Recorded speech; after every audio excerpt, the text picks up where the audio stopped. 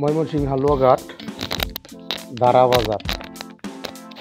এই বাজারটা প্রতি শুক্রবার এবং সোমবার বিশেষ করে বেশি জমজমাট হয়। প্রচুর মানুষের আনাগোনা এখানে।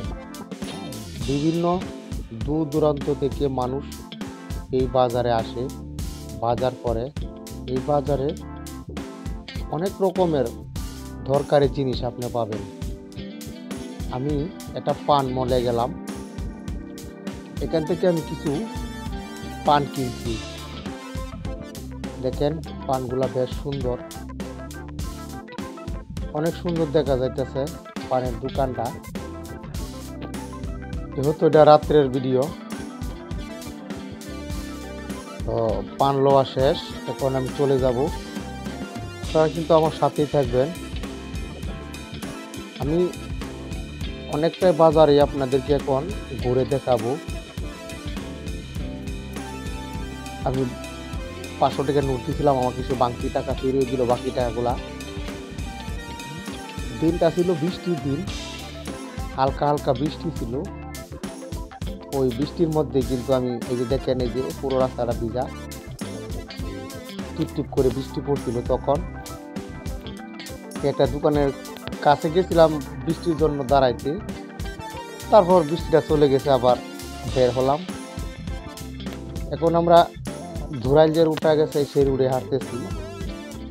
দেখতে তো পারছেন আপনারা, এটা কিন্তু রাত, এখন রাতে ভিডিও করা, এই জন্য ওই যে লাইটের আলোগুলা মোবাইলে আসতেছে, ক্যামেরার সামনে পড়ছে, এই জন্য এরকম দেখা যায়। তো এখন আমরা মধ্যে বাজারে চলে যাব। ওই বাজারে বিভিন্ন শাক সবজি, এই যে দেখতে পাচ্ছেন আপনারা, টমেটো, বিভিন্ন নানান ধরনের শাকসবজি পাওয়া যায় এখানে। একদম টাটকা টাটকা তরকারি পাওয়া যায় বাজারে। তো চলেন ওই পাশে যাই। বাজার ওই পাশে আবার বিশাল বড় আপনার শুটকি হাট। ওখানে যত জাতের শুটকি আছে সমস্ত শুটকি মাছ পাওয়া যায়।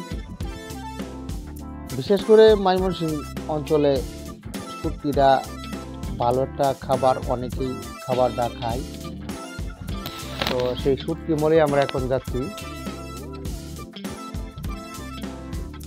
দেখছেন, এই যে দেখেন, এই কিন্তু বিশাল বড় বড় দোকান এগুলা। হয়তো আমি আপনাদেরকে ঠিকভাবে দেখাইতে পারতেছি না, যেহেতু মোবাইল দিয়া ভিডিও করা।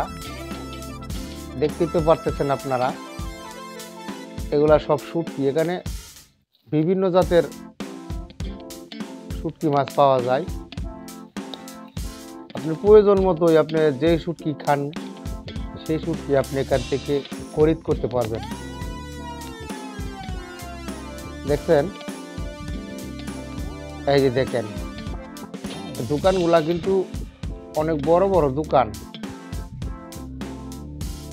তারা নিজে চোখে দেখছেন, তারা হয়তো এই বাজার সম্পর্কে অনেক কিছু বলতে পারবেন।